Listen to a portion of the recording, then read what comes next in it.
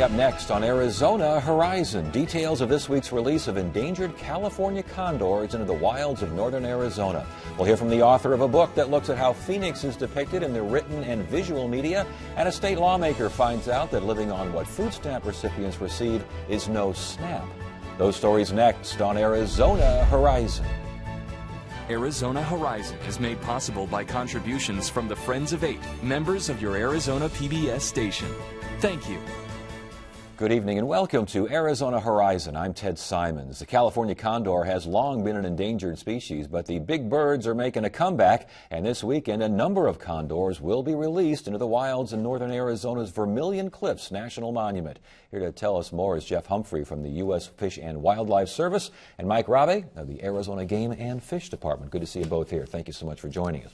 Let's start with some basics here. What is a California condor? California condor is a huge bird.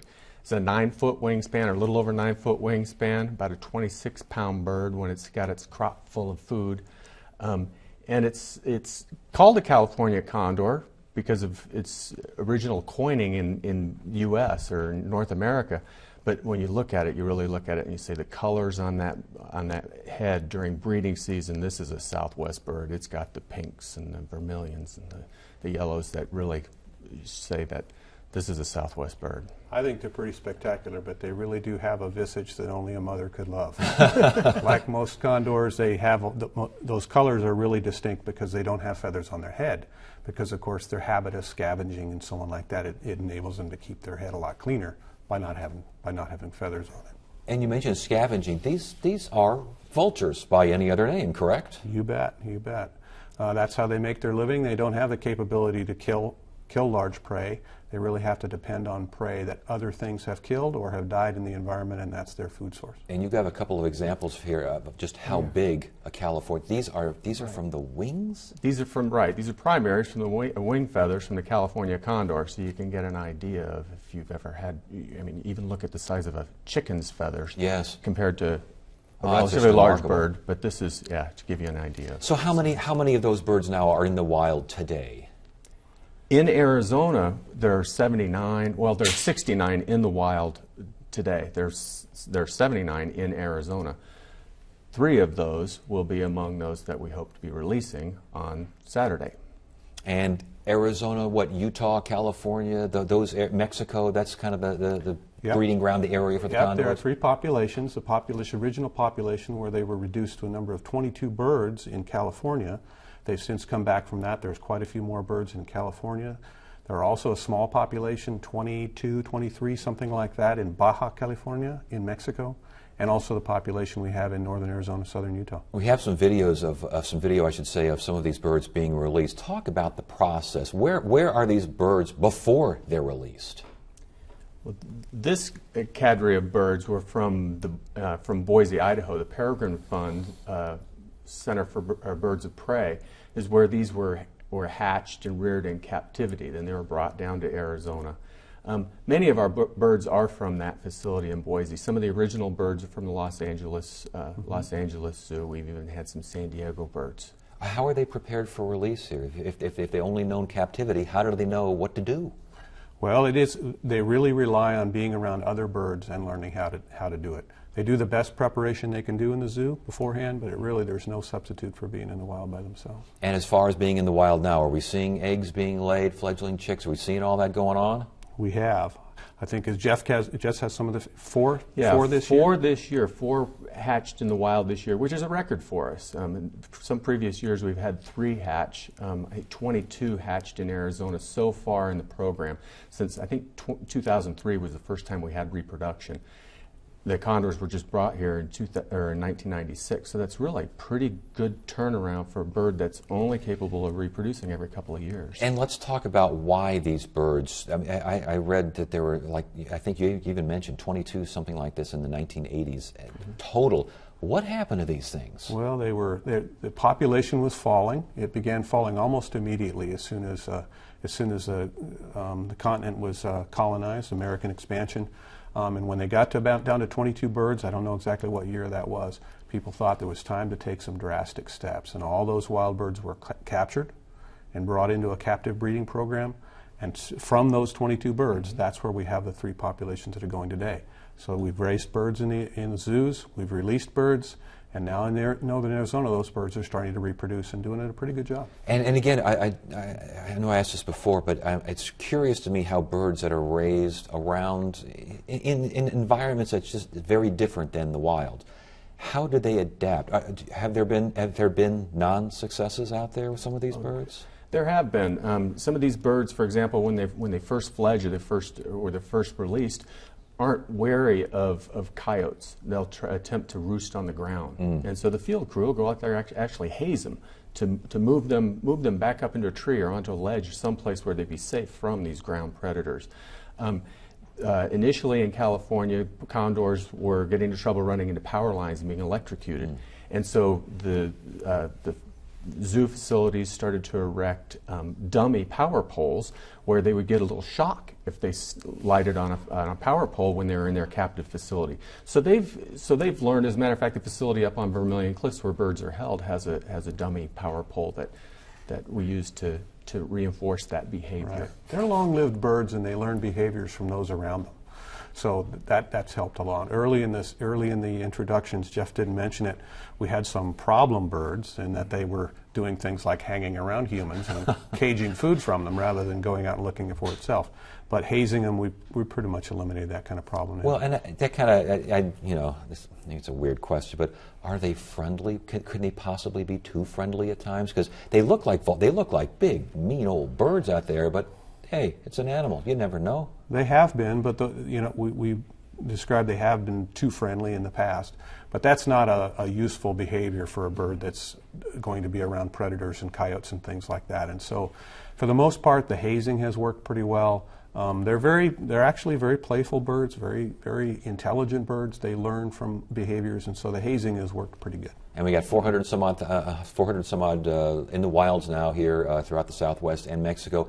Now, 3 will be released on Saturday? That's correct. That's correct. Let's say I want to go and watch this. Can I go and watch this? Oh, yes. Oh, yes. And it's really spectacular. It's a great way to spend a day. Typically, there will be 50 to 100 people that will arrive. Real condor field biologists will be there. They'll have spotting scopes set up so that you can be able to view the pen from which they'll be released. It's not a close view, but with the optics, bringing your binoculars and your spotting scope, you can really get a good view of a California condor. They'll be about a half mile off and about 1,000 feet up. So it's a tremendous way to start a morning. The sun warming up the desert floor so these birds can actually get loft and catch a thermal. Yeah. And you get to sit out there and just wait for that to happen. There's a lot of camaraderie there. Yep. Get to ask questions one-on-one with biologists. Yep, and even at that distance, they're pretty distinctive. There's no other bird that has a 9.5-foot wingspan and those big white wing bars on it. I would imagine so. Vermilion Cliffs National Monument. Where exactly? It's up near the Grand Canyon. If you've been up towards that, near Marble Canyon and Lee's Ferry and up that area, there's those large cliffs that are right there to the north. And this coincides with National Public Lands Day. Talk to us quickly about that. Right. A number of the places that we take for granted here, particularly in the West, are public lands. They're state lands, they're federal lands, and it's an opportunity to raise people's awareness of these federal lands, to allow Americans to feel an identity to them, and also to eventually become volunteers, to go out there and help with trail maintenance, cleanup, taking the next generation out into our public lands. Yeah. Well, it sounds like it's going to be quite an experience Saturday. Congratulations on this and all successes dealing with these condors. They're just fantastic birds. Good to have you both here. You bet. Good to be here.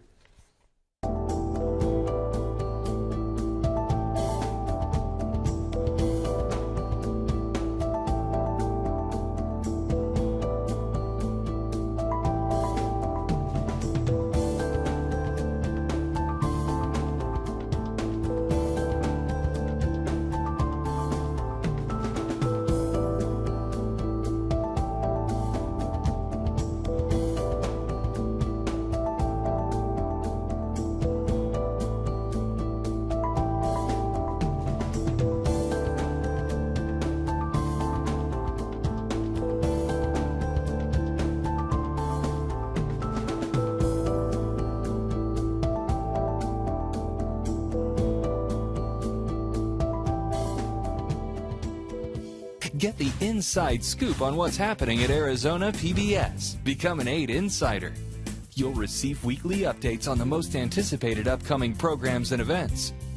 Get the 8 Insider delivered to your email inbox. Visit azpbs.org to sign up today.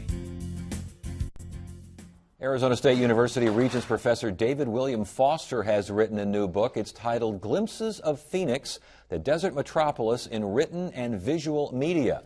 The book examines the city's complex cultural history as reflected in the works of local journalists, writers, and performers. Joining us now is David William Foster. It's good to have you here. Thanks so much for joining us. My pleasure. This is an interesting book because I'm not sure if it's like a sociocultural treatise. Is it a history book? What is it? It's a little bit of all of those. It's the sort of book that we do in the humanities, in which the only thing is we take texts. Okay, the humanities deals with text, either written text or visual text, and we put them in their context and discuss why they're important, how they work, yes, how people read them, how people might read them. What people might have overlooked in reading them. And my idea was to assemble a group of texts that in one way or another said something interesting about Phoenix. And something interesting in the sense of, I notice kind of an anchor here is the self-image of Phoenix. Yes. What a lot of folks think is a self-image of Phoenix, what the reality of Right. Phoenix is. Talk to us about that. Well, the self-image of Phoenix is very much of historically a boisterous image. Everyone in Phoenix is supposed to wake up in the morning, be grateful to his or her maker for another day in paradise. But Phoenix is a very problematical city because of its location, water issues, pollution issues, the heat, of course. And there's a lot going on in Phoenix, and a lot that's good and a lot that's real bad. And some of the profiles here of some of the folks you talk, and it's interesting because it's like, we'll start with Irma Bombeck, which is, I think, a lot of the longtime Arizonans remember. Right. She lived here for quite a while. Didn't necessarily write about Phoenix, though. No. As a matter of fact, Irma Bombeck kind of went out of her way not to write about Phoenix. But you can tease it out. You can tease out the idea of the Paradise Valley soccer mom in her text even before the term was invented. But she said once, now she wants to write so that a reader can identify with someone looking out the window and seeing the swollen hose and think it's because of the cold in Ohio, which is where she was from. But another reader might say, oh yeah, it's because of the heat in Phoenix. Yes. So she kind of wanted to write for a middle class moms all across the United States, middle class families. But she struck a very important note here in Phoenix. And she did all of her writing here in Phoenix. Yes. She was virtually a non-entity when they moved to Phoenix. And she did all of her writing here. But the interesting thing is all of her papers and stuff are at the University of Dayton, which is where she went to school. And you go to the archives, online, there's not a mention of Phoenix. Isn't that interesting? It really is. It's as though she'd never left Dayton. And yet, and we just had Lori Notaro here on the program just last week. Uh-huh. And I remember years ago, someone kind of referred to her as the Irma Bombeck of her generation. Yeah. You can argue that point, but why would you include her writings in a book on the self-image of Phoenix? Who's Lori Notaro? Lori Notaro's, yes. Oh, well, yeah, because Lori Notaro pulls no punches about Phoenix. She talks about, she creates this idiot girls club, she calls it. And being a woman in Phoenix and being, and having to confront on a daily basis all of these self-myths that Phoenix have that really don't work. She says, I come from Paradise Valley, but the wrong side of the tracks. That is, the Paradise Valley, that kind of vague, nebulous, north of Camelback sort of area where there are run-down ranch homes from the 50s and 60s, not the town of Paradise Valley. And that juxtaposition is important in her writings. I was going to say, and I want to get moving to other topics here, but Irma Bombeck, Lori Notaro, their images of life and or Phoenix, what does it say about Phoenix? What might have we missed? Well, I think what we've missed, Phoenix has, when all is said and done, very little writing about it. Mm-hmm. I'm from Seattle, which was founded more or less at the same time that Phoenix was, maybe a decade or so before. Seattle has this huge amount of writing about Seattle. about the good things about Seattle, about the bad things about Seattle, about the, you know, the positive self-image, about the very critical self-image. We don't have that in Phoenix. People, you know, it's kind of like it's a crime to say anything bad about Phoenix. Why is that? I don't know why it is. I don't know why it is. A sociologist maybe needs to answer that question, or an anthropologist. But I know these writers deal with that. And as I say, the Learning to Tell is real hard-edged stuff. You also have Wallace and Ladmo in Oh, here, yes. and it was interesting reading your book. I literally laughed out loud Oh, at one of good. Aunt Maud's stories here. Oh, aren't they because in the marvelous? context of Yeah. the serious analytical discussion, we get a story about how children are disappointed at the original That's State right. Fair, which is a Yes. complete crock. And yet, you know, you talk about the dark side of Phoenix and how there are aspects here that people don't want to. And yet, so many folks who were raised in Phoenix will say, "I'm so glad I was raised here because Wallace and Ladmo helped me appreciate irreverent humor, helped me to Yes. see things differently that kids in Dayton or Cincinnati or Seattle might not have experienced." Well, yeah, because when you consider that that Wallace and Ladmo, when I first came here, which was in 1966, Wallace and Ladmo was being produced, and with all this irreverent humor, at the time in which the American Opinion Library was the most intellectual thing in Phoenix, the John Birch Society, you know, and all of this super right-wing shtick about the United States, and by extension, of course, Phoenix, because the John Birch Society had one of its birthplaces in Phoenix. You know, old man Brophy was on the board of the John Birch Society. And so here Wallace and Ladmo are doing all of this irreverent and really there's a nasty edge to Wallace and Ladmo. Yes, I there mean, was. you know, this isn't Sesame Street. Yes. Okay? This isn't Sesame Street. And so that's a real treasure that Arizona has, and something that needs to be preserved. So that's a real treasure. The Latino culture is represented. You have 4 artists here. We got Jenna Yeah. Boomersbach with the Winnie Ruth Judge story. Steve Benson's cartoons are mentioned as well. These are all, I think, a lot of people consider these cultural assets. Oh, yes. What do we take from your book, though? I mean, are they assets because people obviously revere certain aspects of these Yes. folks? Are they ignoring what they're really trying to say? No, I don't think they're ignoring what they're really trying to say. It's just that one of the functions of the literary scholar is to, or the cultural scholar, is to point out what things are all about. You know, what is Benson all about? What is he trying to do? Of course, he's writing against this boostering. He's writing against this, you know, like it here, get out, you say. Yeah. You know, the sort of thing that Tolton faced when he was a business editor at the Arizona Republic. And so you need to point these things out, but you need to point out what the contexts are, and you need to point out how it works along with other works which have more positive things to say. Benson has a real interesting view of Phoenix. And of course, Benson doesn't only do cartoons about Phoenix, but you know, you could pull out Benson's cartoons and do a collection of them just about Phoenix. You know, he has this collection of cartoons just about the Evan Meacham era. I'd like to see him do a collection of his cartoons just about Phoenix. But the other thing I want people to take away from this is that Phoenix, for being the 5th, 6th now, maybe we'll get back to 5th, largest metropolitan area, is an area that doesn't produce much in the way of creative writing. You know, we're probably the only state in the Union that doesn't have a major writer associated with it. And Zane Grey doesn't count. Real quickly, though, you got your Alice Cooper, you got your Tubes, Right. you got your Meat Puppets. You've got some pretty bizarre, out there acts Yes, that yes. put Phoenix on the musical map. Right. So something's happening here. We're just not sure what it is. That's right. And I didn't touch music. I didn't touch music because you can't do everything in a book. Sure. And publishers don't want to publish something that's much bigger than this. You know, it's a cost thing. So I had to pick and choose. But, you know, when people say to me, well, how come you didn't touch this? How come you didn't do that? Say, you know, you do it. Now it's time for someone else to pick the ball up and run with it. Well, it's a very interesting read, and it's certainly a sober analysis of Wallace and Ladmo. Always is the dichotomy is fantastic. I'm delighted you liked it. Congratulations, and thank you so much for joining us. Thank you so much for your interest. My pleasure.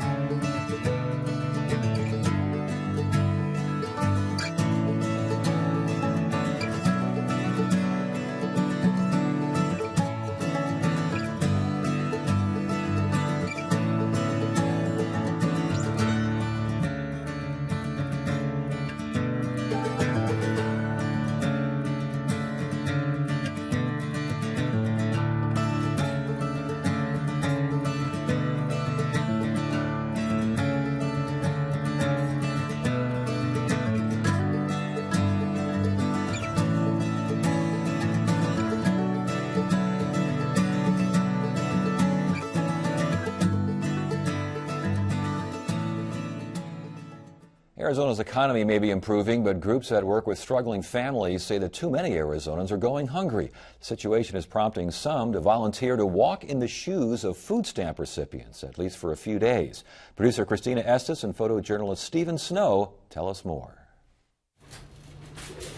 I represent District 26, which encompasses North Tempe, Northwest Mesa, and a large part of the Salt River, Pima Maricopa Indian community.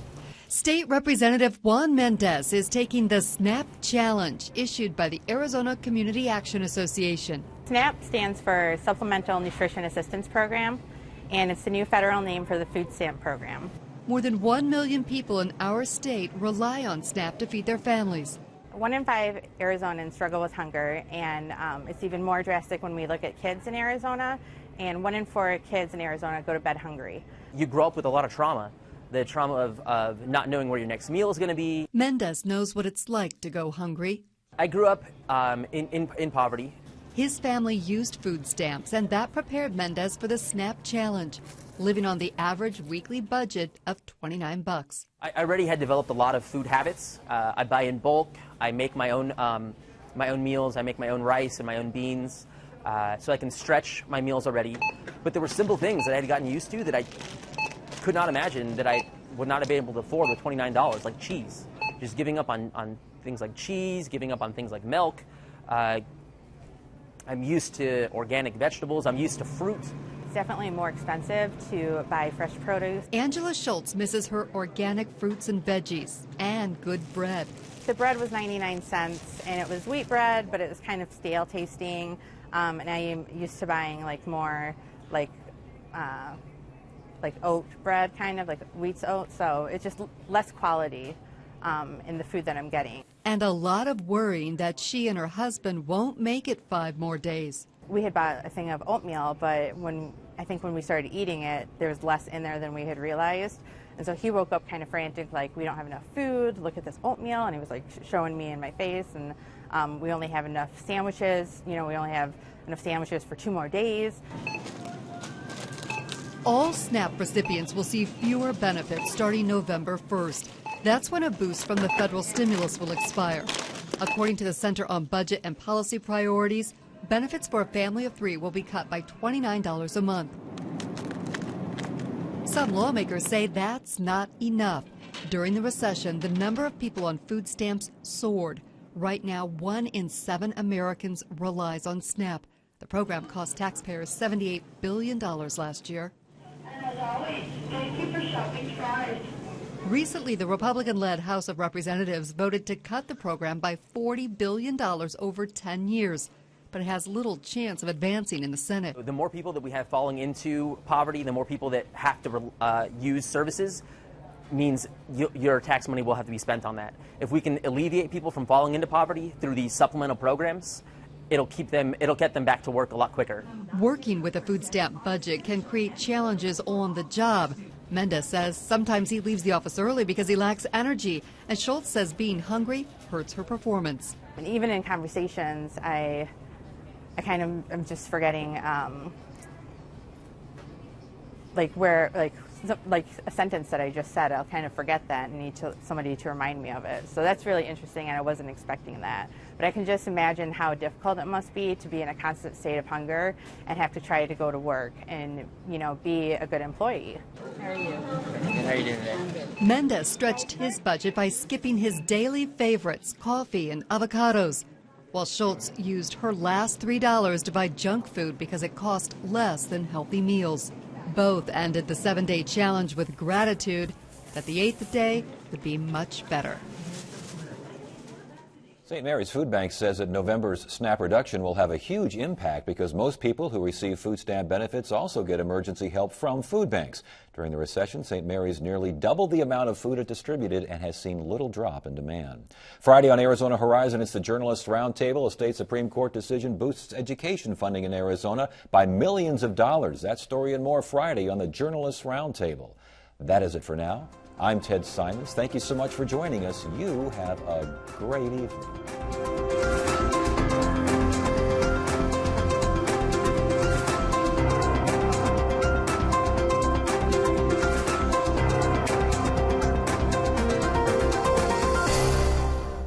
Arizona Horizon is made possible by contributions from the Friends of 8, members of your Arizona PBS station.